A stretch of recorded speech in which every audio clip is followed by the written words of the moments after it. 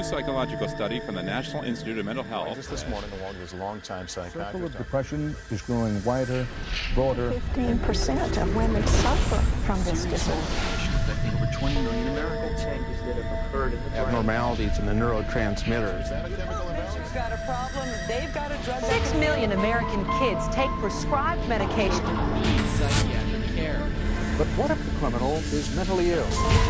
The punishment, a form of aversion therapy. Chanting appears on the show, but I want to... Seasonal affective disorder. Oppositional defiant disorder. Schools criticized for over-prescription.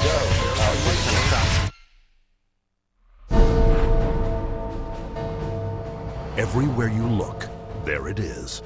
Think psychiatry has nothing to do with you? Think again. The whole field of psychiatry has gotten into every facet of your life. They basically believe that everyone is mentally ill. You smoke too much, it's a disease. You're too unhappy, it's a disease. You're too thin, it's a disease. You're too fat, it's a disease. Where are these coming from?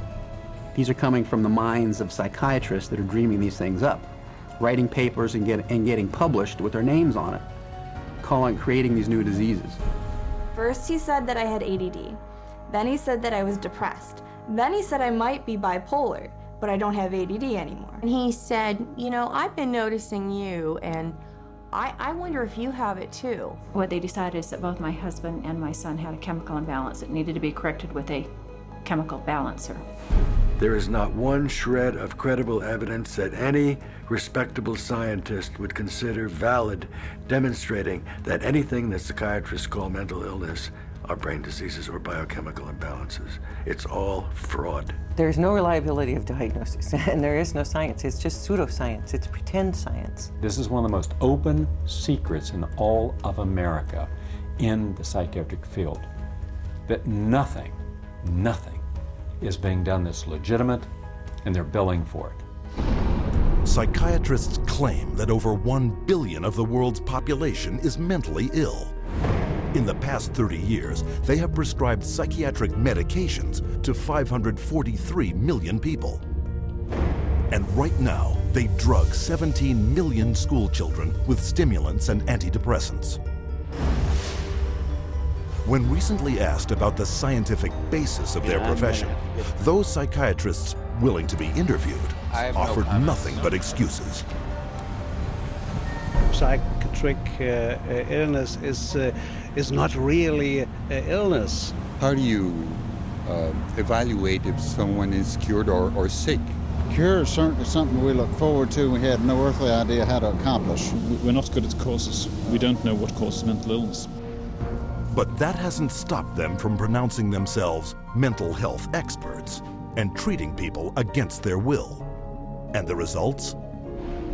This psychiatrist, man who's supposed to work to heal people, has done nothing but destroy this man's life, and in destroying his life, destroying the lives of all of his loved ones. Excuse me. They've damaged and ruined my son, and they've trapped him in a system. The way that they treated him and made him feel like he was worthless. Bryant was being kept dumb and high on Ritalin so that they could make $2,500 per month. He gave me Valium, and I got addicted to it. It wiped out my life. My life has been ruined. My joy has been stolen. She was laying there. She took two gasps of air and died right there in front of me. It is really tragic. It's awful. And it's being done for money. That's why it's being done. Oh, it's got to be in the billions. I don't know the exact number, but it's got to be in the billions. It's just unbelievable. This is so big that it boggles the mind. Take the human tragedy you have just seen and multiply it by the millions. In the past 4 decades, nearly twice as many Americans have died in government psychiatric hospitals than in all U.S. wars since 1776.